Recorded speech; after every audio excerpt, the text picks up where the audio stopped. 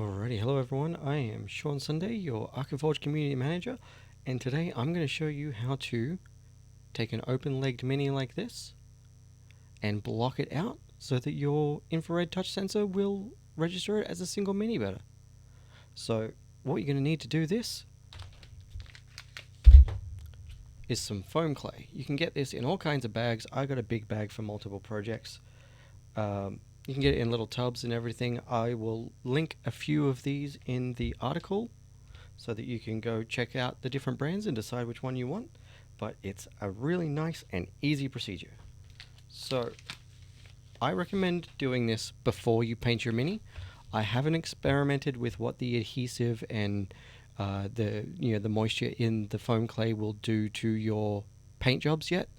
So I would do it before you paint your mini. And once it's dry, I'll show you the process, but once it's dry, pop out the block, paint your mini, and slot the block back into place. So you'll only need a couple of tools for this. I'm just using this paintbrush and this old poking tool, this old file. You can use sculpting tools for clay and stuff like that. You can use Stanley knives, whatever you want, but I'm going to use these. So it's nice and easy.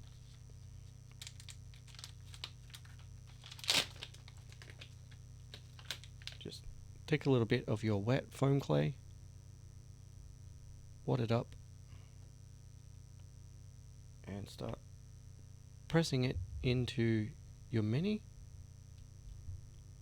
Now rip that off, come around the back, make sure that it's fitting in all the little gaps. In this case, since it has the cape, you're going to want to make sure that it sits under that,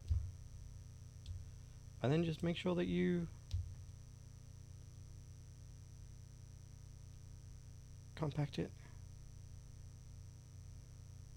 So you'll only need a couple of tools for this. I'm just using this paintbrush and this old poking tool, this old file. You can use sculpting tools for clay and stuff like that. You can use Stanley knives, whatever you want, but I'm going to use these. So it's nice and easy. Okay, so you just need to take a small piece of the clay like this, start pressing it into your miniature, make sure you get it into all the little cracks and crevices as you go, pull off the excess, put a little bit more around the back here, and then take your tools and start compacting it in and pressing it down, making sure you get it nice and dense, and then start cleaning up the edges, removing all the excess. Since this one has a little cape, I want to get right in underneath it and push that out of the way so it doesn't get trapped and I can still access it to paint it later. I'm going to use the file now to clean out all the smaller areas and just make sure I've got a nice neat little plug in there. You can be as delicate with this, you can be as finicky with it as you want. The clay will shrink a little bit as it dries, so you'll be able to clean away a little bit more, trim it off with a Stanley knife or clean the edges off with the scissors as it goes if you want to. And then you can see here that I'm just packing the rest in a little bit more, making it a bit denser, cleaning it up so that it'll shrink into a nice tight little bundle when it's ready, so you can just pop that plug out and place it back in once you've painted your mini. And once you're happy with how that looks, how dense it is, how cleaned up it is, and you're ready, you just set this aside and let it dry out and come back later so that you can pop it out and paint your mini. Alrighty, so as you can see here, we've got a fully painted mini with the plug in it, and you can take that plug out so that you can use it with printed maps, just like this. Pop that back in.